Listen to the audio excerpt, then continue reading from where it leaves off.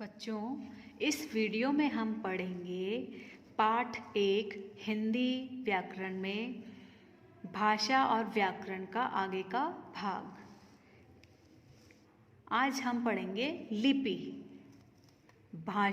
सभी भाषाओं को लिखने के लिए कुछ अलग अलग चिह्न निश्चित किए गए हैं, जिनके द्वारा सभी अपनी बात लिखकर प्रकट कर सकते हैं।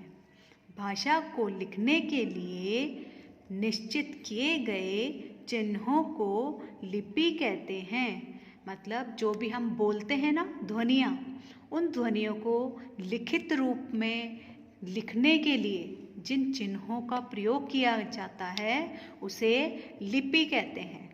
प्रत्येक भाषा की अपनी लिपि होती है, किंतु कुछ भाषाएं भिन्न होने पर भी उनकी लिपि एक है।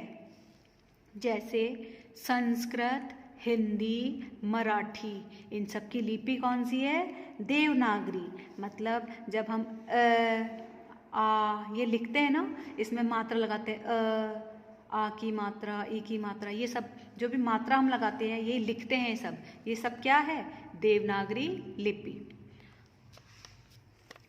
आगे हम पढ़ेंगे भाषा के लिखित रूप का आधार उस भाषा की लिपि होती है। मतलब लिपि के कारण ही हम भाषा को सही से लिख सकते हैं और समझ सकते हैं।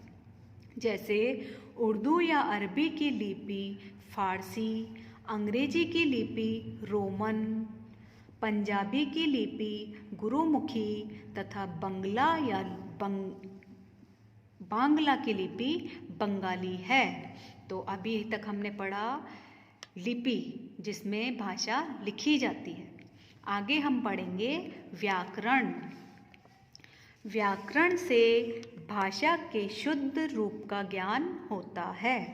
व्याकरण वह शास्त्र है जिसमें भाषा के संबंध में नियम होते हैं। मतलब कि व्याकरण के नियम होते हैं, कैसे हमको भाषा को बोलना है, कैसे लिखना है। तो ये सब व्याकरण के नियम में बताया जाता है। इन नियमों के ज्ञान से भाषा को शुद्ध रूप से लिखना, बोलना और पढ़ना आता है। तो व्याकरण के ज्ञान से क्या आता है? हमको शुद्ध रूप से लिखना, बोलना और पढ़ना। किसी भी भाषा के समुचित ज्ञान के लिए उसके व्याकरण का ज्ञान होना आवश्यक है।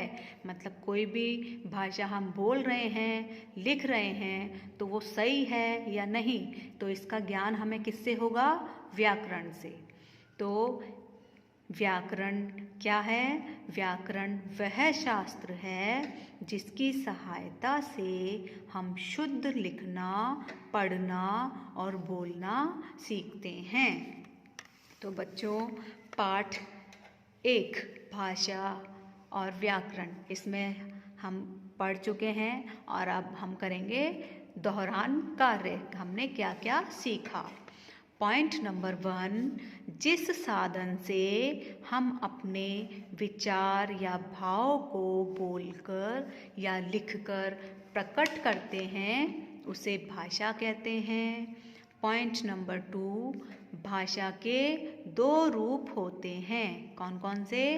पहला है मौखिक भाषा, मुँह से बोलकर, लिखित भाषा, लिखकर। पॉइंट 3, भाषा को लिखने के लिए निश्चित किए गए चिन्हों को लिपि कहते हैं। मतलब भाषा को लिखने के लिए हम जिन चिन्हों का प्रयोग करते हैं उसे हम लिपि कहते हैं। चौथा पॉइंट है व्याकरण।